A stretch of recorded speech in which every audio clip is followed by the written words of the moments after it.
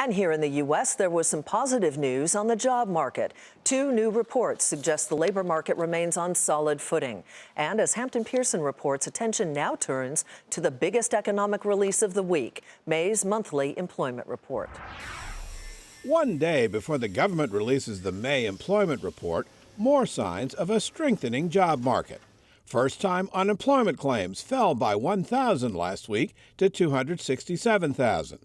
And a closely watched survey of private sector jobs predicts an increase of 173,000 in May. The fact that job growth is starting to slow at the same time that wage growth is starting to accelerate with a record number of open job positions suggests that it's more of a supply-side issue here. The consensus forecast for May predicts employers adding 162,000 workers to payrolls, with the unemployment rate dropping to 4.9%.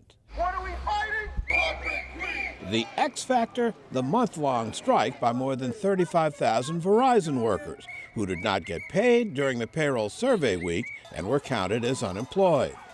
The Federal Reserve has signaled its intention to raise interest rates soon if job gains continue, along with other data showing more signs of economic growth. Their threshold, first of all, is lower than the markets in terms of overall employment gains and what they feel comfortable with. They've said they feel as low as 100,000 is okay with them to keep the unemployment rate steady. Another report shows even planned private sector layoffs are at a 5-month low, due in part because of the recent rebound in oil prices.